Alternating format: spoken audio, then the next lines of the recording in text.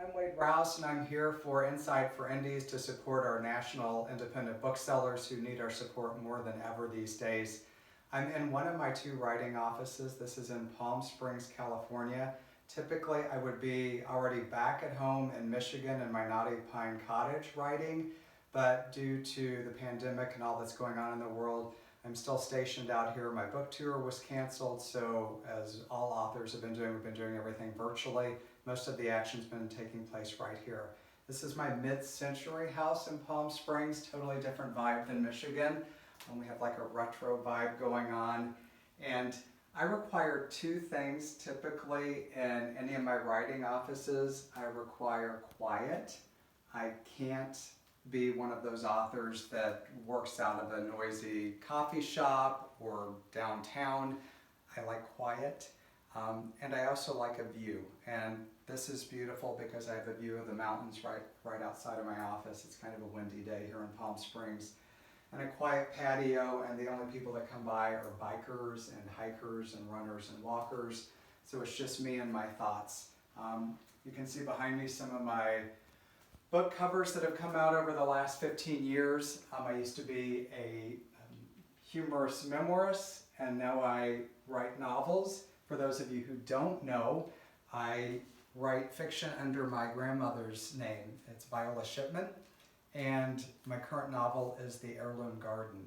And this is a novel that really is inspired by my grandmother's gardens, but really its main message is one of hope, which is something I think we need more than ever these days.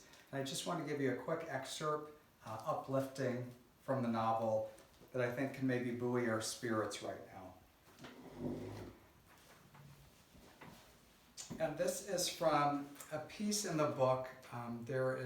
It follows two characters, and the main character is Iris Maynard, who is a botanist in her 80s, who gives up her career when her husband goes off to World War II to start a victory garden in her little town in Michigan. The entire book is centered around the Great Lakes. And she loses her husband in World War II, but this is a scene from early on that I think is inspiring for all of us right now. From behind her back, my daughter produced a bouquet of dandelions that had gone to seed. "Make a wish and blow," she said. I shut my eyes and I exhaled with all my might. "What did you wish for?" my little girl asked. "The only thing that matters right now," I said, watching a million white puffs float toward heaven. I wished for hope. And that's the main message in The Heirloom Garden. You can get it from any of your independent booksellers, including the Bookseller in Chicago, which is one of my most beloved bookstores.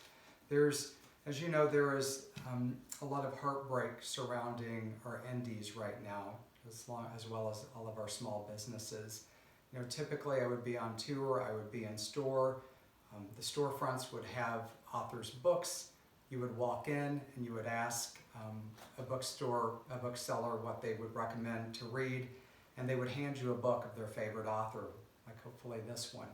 And that's not happening right now, and our booksellers are in dire need of your support. So I'm urging everyone to go to the GoFundMe page and donate as much as you possibly can right now, or go online to your favorite bookseller and order a copy or 3 of The Heirloom Garden or of your favorite author. You know, give it as gifts to your friends who are at home right now, nurses, teachers, as graduation gifts for students. You know, more than ever, we need books right now to provide escape, and we need books of hope. So thank you all for joining from my office in Palm Springs, and I wish you lots of love. Stay safe, healthy, and hopeful.